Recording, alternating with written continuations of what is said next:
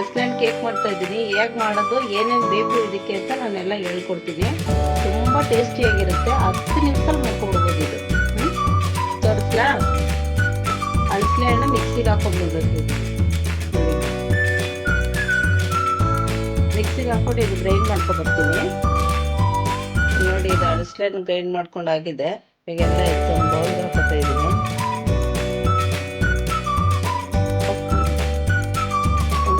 ಎಣ್ಣೆ,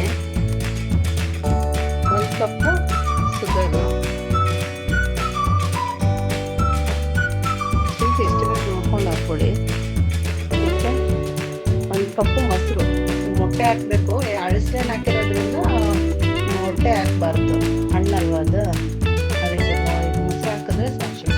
ಅದನ್ನು ಚೆನ್ನಾಗಿ ನೋಡ್ಕೋಬೇಕು. ಬೀಟ್ ಮಾಡಾಗಿದೆ. 2 ಕಪ್ಪು ಮೈದಾ ಹಾಕ್ಕೊಳ್ಳೋಣ ಇದಕ್ಕೆ. ಫಸ್ಟ್ 1 ಕಪ್ ಹಾಕಿ ಚೆನ್ನಾಗಿ ಬೀಟ್ ಮಾಡಿ ನೋಡಿ, ಆಮೇಲಿಂದ ಇನ್ನೊಂದು ಕಪ್ ಹಾಕೋಬೇಕು. ಬೀಟ್ ಮಾಡಿದೆ, ಇನ್ನೊಂದು ಅರ್ಧ ಕಪ್ ಹಾಕೋಬೇಕು ಇದಕ್ಕೆ. ಇವಾಗ ಬೇಕಿಂಗ್ ಸೋಡಾ ಮತ್ತು ಸೋಡಾ, ಅರ್ಧ ಕಪ್ ಬೇಕಿಂಗ್ ಸೋಡಾ, ಅರ್ಧ ಸ್ಪೂನ್ ಸೋಡಾ. ಕಲ್ಲರ್ಗೆ ಒಂಚೂರು ಕಲರ್ ಹಳದಿ ಚೆನ್ನಾಗಿ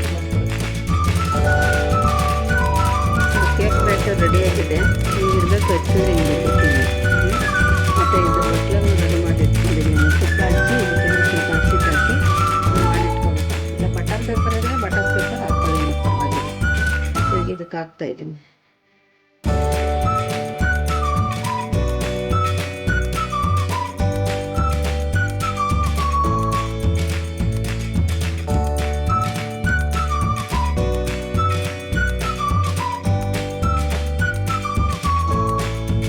ಕ್ಲೀನಾಗಿ ಹಿಂಗೆ ಮಾಡ್ಕೊಬೇಕು.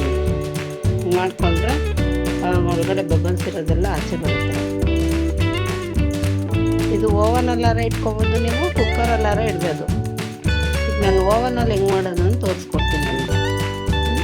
ಸ್ವೀಟ್ ಆಗಿದೆ ಇದು, ಒಂದು 10 ನಿಮಿಷ ನೋಡಿ ಇಡ್ತೀನಿ.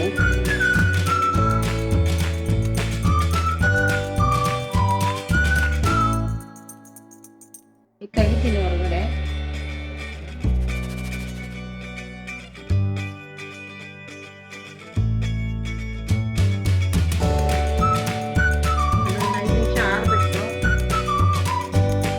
ಕೇಕ್ ಬೆಂದಿದೆ ಎಲ್ಗೂ ಅಂತ ಹಿಂಗೆ ನೋಡಬೇಕು. ನೋಡಿ, ಪರ್ಫೆಕ್ಟಾಗಿ ಆಗಿದೆ ಕೇಕ್.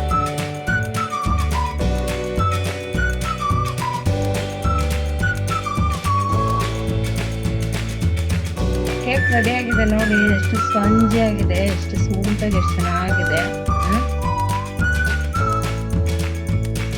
ನೋಡಿ ಎಷ್ಟು ಚೆನ್ನಾಗಿದೆ. ನನ್ನ ಚಾನಲ್ ನೋಡಿ, ಸಬ್ಸ್ಕ್ರೈಬ್ ಮಾಡ್ಕೊಳ್ಳಿ.